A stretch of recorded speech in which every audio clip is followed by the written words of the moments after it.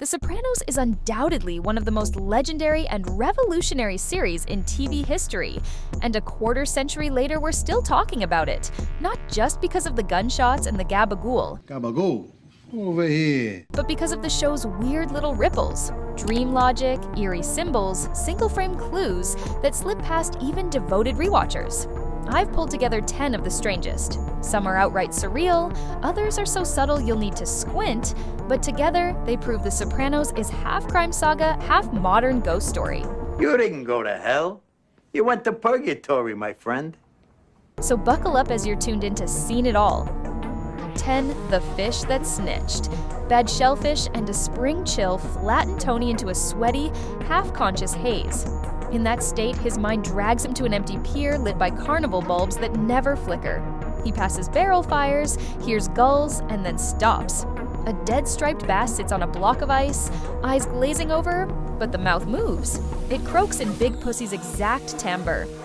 You know I've been working with the government, right, Tone? The image is absurd enough to make you laugh, but the punchline lands like a boot to the chest because Tony, ever the pragmatist, trusts that hallucination more than the wiretap rumors floating around. Writer Terrence Winter once said these dream sequences were built to feel truthier than truth, and this one nails it. Tony wakes convinced the universe itself just fingered his oldest friend. A few hours later, the two men are alone on a boat, and the trust that defined their friendship sinks faster than the anchor. The fish doesn't merely talk, it rearranges the rest of the season. Is that okay, Tony? Did I sit? 9. The Orange Juice Omen. At first glance, it's the most normal thing in the world. Tony pours a tall glass of orange juice at breakfast. But replay the series and the glass becomes a flashing red light you never noticed.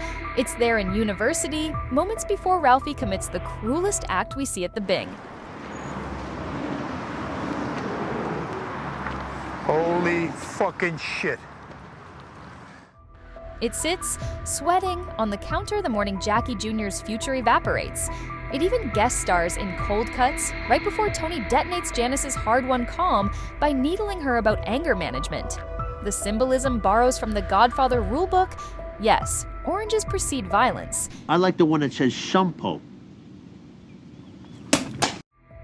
But Chase adds that cruel physiological layer. Tony's esophagus burns from reflux as soon as the citrus hits, and you can see him swallow the pain that soon spreads to everyone else in the room. It's the writer's way of ringing a tiny bell before the big punch lands. Once your brain links juice to danger, every breakfast scene becomes a mild suspense set piece. You find yourself yelling at the screen, "Leave the juice, Tone! Grab coffee!" 8. Carmela's Paris Ghost. Jet lag can do strange things, but few travelers find themselves face to face with the dead. Carmela, floating through Paris in season 6, turns a picturesque medieval square into a personal haunted house. Out of the morning fog steps Adriana, stylish as ever, gently tugging Cosette's leash. Except Cosette died by a vet's needle long ago. A security guard strolls over, voice soft. Your friend? Someone needs to tell her she's dead. In this surreal etiquette lesson, Carmela stands mute, almost relieved someone else finally put the verdict into words. The scene drips with cruel irony. Carmela is surrounded by relics that survived wars and plagues, yet she can't keep one innocent woman alive in her memory without rewriting the ending. Paris, often framed as a place of reinvention, becomes a mirror Carmela can't dodge. She returns to New Jersey armed with designer bags, and a grief she can't mislabel homesickness forever. It's the show whispering that denial travels with us, stamped neatly in the passport. 7. A Don Doesn't Wear Shorts. Sometime early in the series, James Gandolfini answered a call from a real-life mobster who offered just one note on authenticity. A Don doesn't wear shorts. Gandolfini passed the comment along, and the writers loved it enough to fold it straight into the show. In the season 4 opener, For All Debts Public and Private, as Carmine Lupertazzi is leaving the hotel, he had just one more thing to say to Tony. John said he went to a cookout at your house, then hits him with the same off-screen advice. Don doesn't wear shorts. All right, come on. Elevator, see. Whether or not it changed Tony's on-screen wardrobe, the moment feels utterly genuine because it came straight from someone who actually lived the life. 6. Paulie and the Afterlife. Paulie Walnut struts through the show like a human switchblade, until the day he sits down with a psychic and hears Mikey Palmas calling from beyond. That's what this is, you know. Satanic black magic. Sick shit. Watch Tony in that scene, he's amused. Watch Paulie, he's in free fall. Over the next year, he sleeps with the lights on, hears chains in empty hallways, and freaks out when a painting of the Virgin Mary appears to weep by candlelight.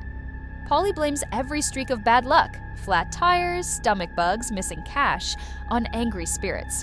What sells it is actor Tony Sirico's physicality. Shoulders that once filled every doorway now hunch inward, like he's trying to dodge a falling ceiling nobody else sees. The show never tells us whether ghosts exist. It just shows us guilt metastasizing into superstition. The more corpses Paulie leaves behind, the thinner the wall grows between him and their unfinished business. 5. The rule of 3. If you chart major deaths and disasters on a timeline, an offbeat rhythm emerges. 3. Jackie Aprile Sr. exits in episode 3. Adriana celebrates as caller number 3, then disappears. Christopher's on-screen relapses click off like a stopwatch. 1, 2, 3, and the 4th incident ends with Tony pinching his nostrils shut. Flip to background details. 3 knocks often precede bad news, clocks linger on 3 p.m., and characters joke about 3 strikes right before lightning actually strikes. Yeah, he said, tell Tony and Paulie 3 o'clock. 3 o'clock. It's covert counting, but the subconscious loves patterns. By dripping the number across 6 seasons, the writers create a sense that destiny is hiding behind the curtain, tugging the cords at exactly the 3rd tug. Even if you never spot it, your brain does, and unease sets in anytime someone repeats themselves for the 2nd time. You're already bracing for the 3rd. 4. The Backyard Bear. Mommy! Hey, Jay, be quiet. Don't move. Mommy? Season 5 opens with a scene so domestic it borders on sitcom. Carmela washes the dishes after AJ's finished playing the drums. Then a black bear lumbers past the patio, sniffs the grill, and flops into the very pool where the ducks once paddled. The camera holds on AJ's face with pure fear and terror. It's almost like the bear has claimed Tony's territory in his absence. Tony hears the story and starts an overnight stakeout in his own backyard. AK-47 propped across his knees while smoking on a cigar. The image is truly striking. A mob boss reduced to mall cop duty because the wild he normally unleashes has shown up uninvited. After he moves back home, the bear never returns, almost as if Mother Nature itself says, territory reclaimed. 3. Cleaver, Christopher's revenge fantasy. Christopher dreams of Hollywood respect, but ends up financing a straight-to-DVD horror film that looks like it was shot in a meat freezer. The plot? A betrayed underling gets revenge on his heavy-breathing mob boss by slicing him into neat freezer packs. The mob boss waddles, wheezes, and sports Tony's exact silhouette. I didn't ask you what you fucking think. Motherfucking son of a... That's you. No.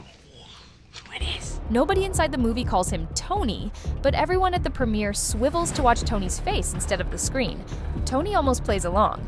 He congratulates Chris in front of the crowd, but later in the episode, Carmela questions Christopher. You really don't see any similarity?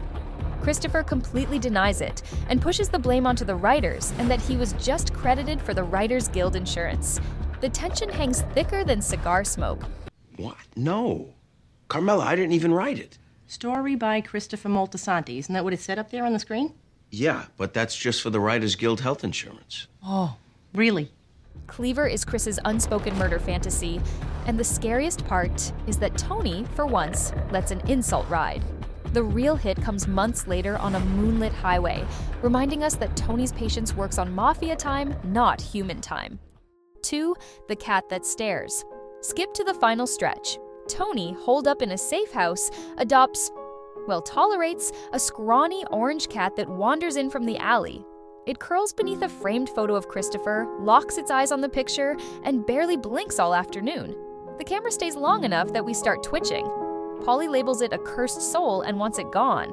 Tony snickers, but never kicks the creature out. You want to be wearing this fucking pelt on your head? I said get rid of him. Leave him. He's a good guy.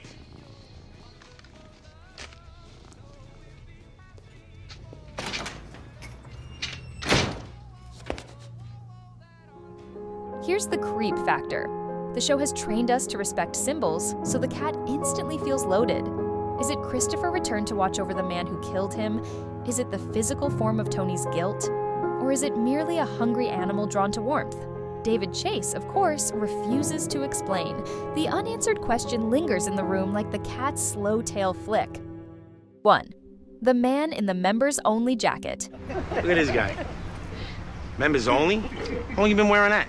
Last stop, Holston's Diner. A string of tiny, ordinary moments.